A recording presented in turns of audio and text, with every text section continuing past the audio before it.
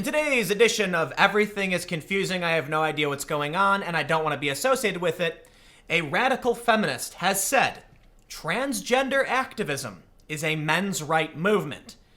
Obviously, that is extremely offensive to the trans community, but this person saying it is a radical feminist probably... How do I describe radical feminists? They're kind of like the odd group out for the left, because they're hated by both the left and the right, so they're probably in the worst position possible. But I will say, the right is probably more warmed up to them because they're willing to debate. You know, conservatives love debating, and they'll love to debate people on the left, but a lot of people on the left, most, won't debate. They don't want to, and they don't believe in it. I don't think debate is the appropriate means of conveying your idea for the most part, but I do think healthy conversation and a dialectic are a good thing. Because the left hates radical feminists, well, radical feminists then have a chance to express their concerns to people who are centrist or conservative or even just not regressive, right? But let's read the story from PJ Media.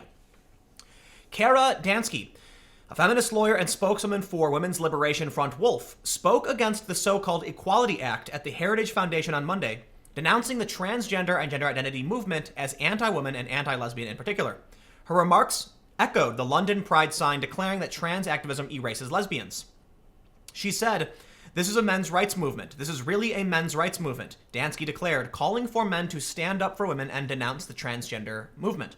Now, I want to point out about the London thing, the reason they say trans activism is erasing lesbians is because there are a lot of trans activists who tell, you know, more masculine women, lesbians, that they're not actually women, they're men, they're trans men. And so what I've heard from some of these lesbian groups is that a young woman will, you know, find out, she'll discover herself that she's a lesbian, but then she'll be told by trans rights activists to transition to being a male, and thus they're saying that they're being erased because of it. But let's read on. Let's see this woman's perspective. She said, "Overwhelmingly, women have been resisting this." Hasksie Horvath, a man who once identified as a woman and underwent surgery, said a few seconds before Dansky's remark. "And it's really shocking how many men on the internet are defending the whole trans thing. Straight men are all about the trans, and you have to wonder what the heck is going on." Horvath agreed with Dansky in condemning transgender activism as a men's rights movement, and Julia Beck, a lesbian and former member of the Baltimore Mayor's LGBTQ Commission, nodded in agreement. Beck had been kicked off the commission for opposing transgender identity. She said, "I got kicked off of the Baltimore Mayor's LGBTQ Commission as the only lesbian simply for stating biological facts," Beck said. "I was found guilty of violence. My crime?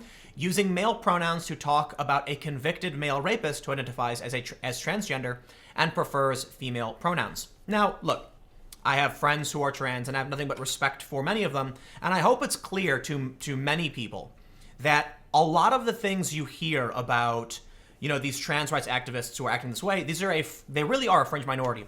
And I always want to stress that, like, obviously talking about the regressive left and whatever you want to call it, it still is a fringe minority. They have positions of power. It's disconcerting. But there are a lot of trans people. I don't want to name anybody because I don't want to get them dragged to the mud or anything. But there are some individuals who have pointed out that as a people are going to get mad at me for quoting them, but I was told that by my friend who's trans, that they don't like the whole multiple genders thing because it sort of destroys their identity as a trans person. The point they were trying to make is that they were born male. They now identify as female. But if the idea is there are more than two genders and that a man and a woman can look like whatever, then there really is no point in transitioning. But they do believe that there are two genders, and thus that's why they transition. So I think it's unfair in many regards that people will assume all of the trans rights activism it's like the entirety of the community, but it's not true.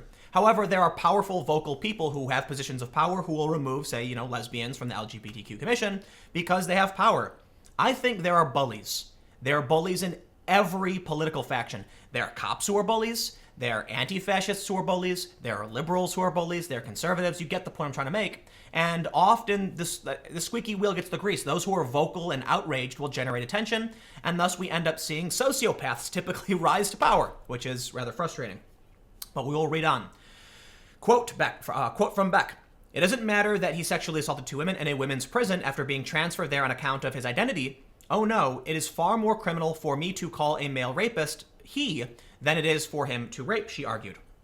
Adding insult to injury, The man who led my inquisition also identifies as transgender. He is the president of the Baltimore Transgender Alliance and claims to be a lesbian. She added bitterly, I find that almost funny because everything he does makes life for women, girls, and lesbians worse. Now, I don't know who she's referring to, and she's obviously using male pronouns. I can only assume that, look, she's taking, it's interesting. She's a feminist, but she takes kind of a conservative's approach on the trans issue. So I don't know this for sure, but I think it's fair to assume she's referring to a trans woman by male pronouns. I just want to make that clear because I don't want people to think I'm doing that intentionally, because that's not something I would actually believe in. And I know people are going to get mad at me saying, oh, whatever. But I tend to disagree for the most part.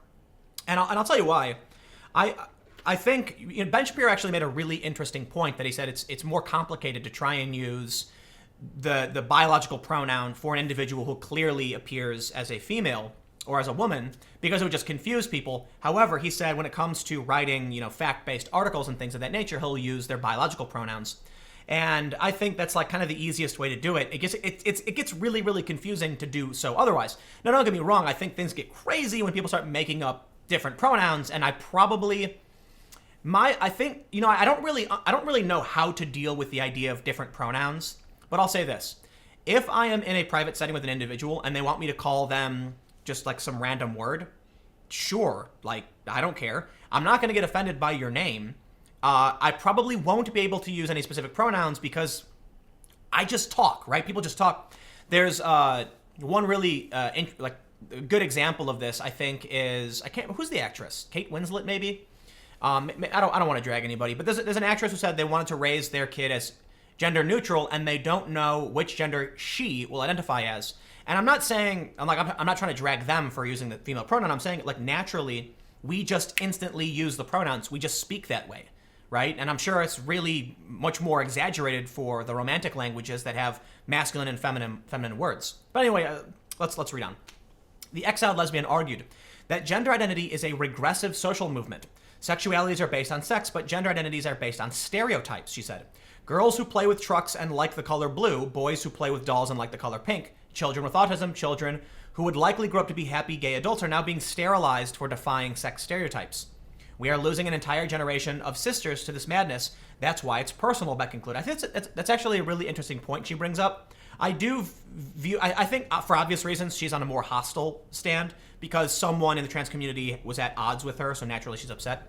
But I do think there's an interesting point to be made that just because a woman is masculine or likes Legos or wants to be in STEM doesn't mean, that she should transition in any way, right? And that could be damaging to their reproduction.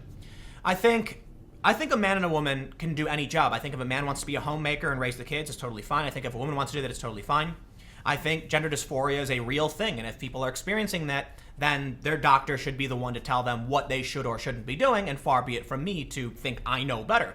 But I will point out that there are a lot of people who would probably try and claim that because a boy likes wearing a dress, he's probably identifying in a certain way, and that's why maybe it would make more sense to hold off for young children. And I know this is a point of great contention for trans rights activism because there are a lot of young people who are transitioning as children or going on puberty blockers. And I think it's hard to know where a kid would end up. Again, you know what? I'll put it right here. There's too many people involved in this debate who have no idea what they're talking about. Plain and simple. I am not a doctor. I'm not a psychologist. I don't know what is or is not the right way to do things. I just try to be respectful as possible to the people who ask for respect. Plain and simple. I almost always avoid a circumstance where I would be overtly disrespectful to someone for no reason. You may notice that in my videos, I do get mad. I've insulted people a few times on this channel, my main channel, but for the most part, I try to avoid it because I don't think, if you really want to solve problems and understand people, you just can't be mean. The point I'm trying to make, I have friends who are trans, who are left, conservative, liberal, and if they want me to use a certain word, I have no problem doing that because they're my friend. And, if my friend wants me to call them a weird nickname, sure, I'll do it. It doesn't mean, I don't know, I have opinions on it, but for the most part, but it's a complicated issue. Let's read on. Lesbians in particular have spoken out about transgenderism because many less effeminate women are considered likely to be trans rather than accepted as lesbian women. This makes transgenderism a form of conversion therapy. Is that the opinion of the writer? But Kara Dansky spoke out against transgender identity being enshrined in the law. If the Equality Act, which she called the Women's Erasure Act, becomes law, gender identity will become a protected class in federal civil rights law. This would effectively erase protections for women and girls, the Wolf spokesman argued. Now, that I completely agree with. This is a long story. But, basically one thing I've argued is that the more we try to protect more groups, the less we'll actually protect them. So one simple example is there's a reason why we separate showers, and there's a reason why we separate bathrooms and things, like that. It's because women are typically smaller than men, have less muscle mass, have lower bone density, and so we've created a safe space for women, for the most part. Well, now we're pushing these things together, and we're encountering stories where biological males are... So the example is not that trans women who are biologically male are going into women's bathrooms and causing problems. That's not the case.